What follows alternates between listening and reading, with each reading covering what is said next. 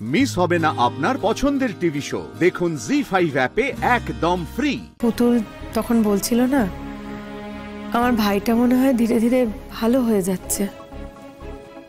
ও ভালো হয়ে যাচ্ছে সেটা না আমি কখনো বিশ্বাসই করতে চাইনি। ওকে আসলে বিশ্বাস করতে পারি না তো।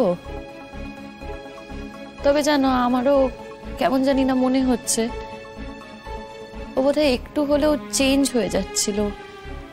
ওটাই ছিল ওর সাথে আমার শেষ কথা। আমাকে বলেছিল, শিমুল, আর একবার কি ভেবে দেখা যায় না? আর একবার কি সবকিছু ঠিক করা সম্ভব নয়? আমি যেমন মুখ ঝামটা দিয়েছিলাম, বিশ্বাস করি না তো ওকে, কিন্তু এখন মনে হচ্ছে জানো তো বিপাশাদি, ওটা অ্যাক্টিং করেনি, ওটা অ্যাক্টিং হতে পারে না, ওটা অ্যাক্টিং হওয়া সম্ভব নয়। ও সত্যি কথাই বলেছিল মনে হচ্ছে আমার। আমি ওর মুখটা দেখেছিলাম, মুখটা কিরকম ছোট হয়ে গিয়েছিল। ওর মুখে যেন একটা কালো পোঁচ পড়েছিল, মুখটা একেবারে কালো হয়ে গিয়েছিল গো।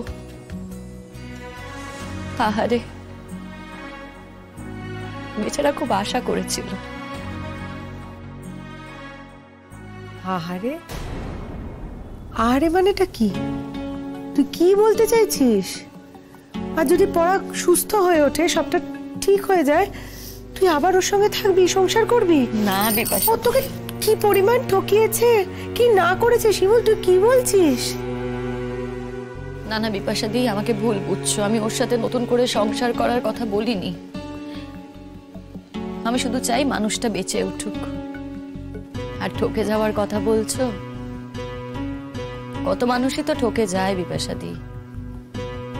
কেউ জানে সে ঠকে যাচ্ছে, কেউ জানে না সে ঠকছে। এমনও তো হতে পারে যে তুমি ঠকে যাচ্ছ কিন্তু তুমি জানো না সেটা।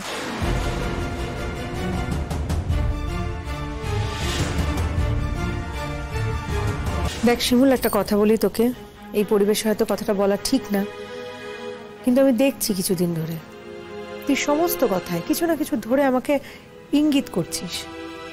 আমার ভালো লাগছে না ব্যাপারটা। আমি বুঝতে পারছি না যে তুই কেন সেটা করছিস, আমার কাছে পরিষ্কার নয়।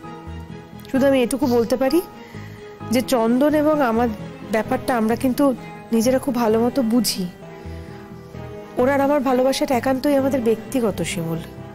আমিও জানি আমি ওকে কতটা ভালোবাসি, ও জানে ও আমাকে কতটা ভালোবাসে। আর এটা তো ব্যক্তিগত হওয়াই স্বাভাবিক। মুখ ফুটে সবসময় সব জায়গায় তো নিজেদের ভালোবাসার কথাটাকে জাহির করা যায় না।